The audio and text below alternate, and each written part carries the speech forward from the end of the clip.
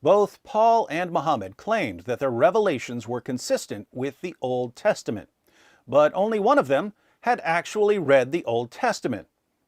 Can you guess who it was?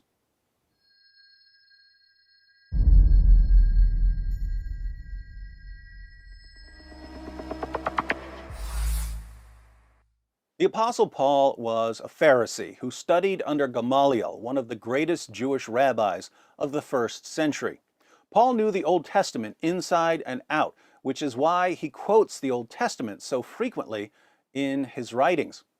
This is important because Jesus claimed to fulfill a variety of Old Testament prophecies, and you can't really examine this claim if you don't know what the Old Testament says.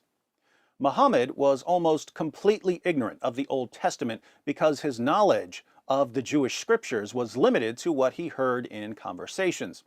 Not surprisingly, despite Muhammad's numerous interactions with Jews in Arabia, the Quran contains very few quotations from the Old Testament.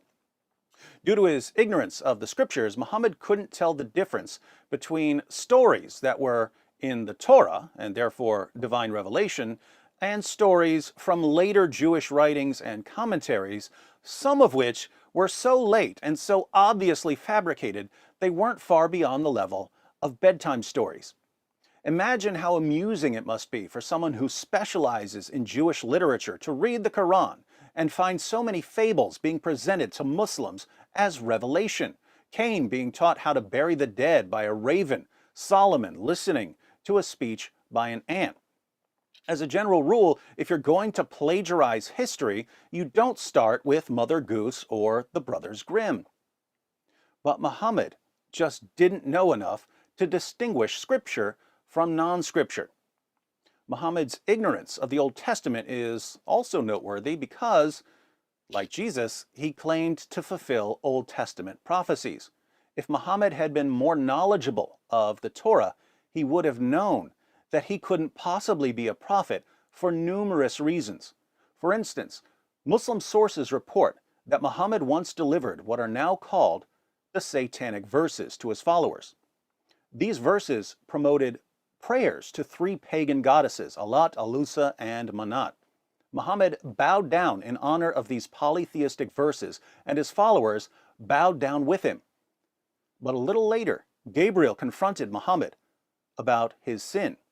Muhammad confessed in the History of At-Tabari, Volume 6, page 111, "I have fabricated things against God and have imputed to him words which he has not spoken." So Muhammad admitted that he delivered a revelation that didn't really come from God. Why is this important? Well, in Deuteronomy 18, verse 20, God declares, "But a prophet who presumes to speak in my name anything I have not commanded, or a prophet who speaks in the name of other gods, is to be put to death."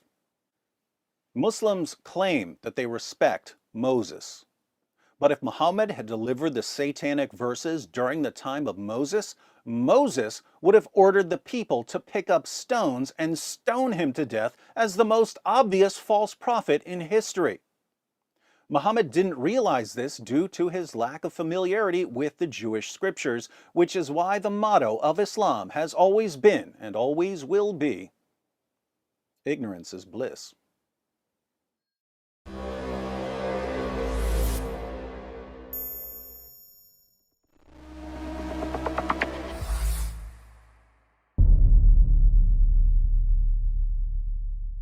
Hi everyone, thanks for watching. In case you stumbled upon this video while browsing or searching, I wanted to let you know that it's part of a series comparing Paul and Muhammad.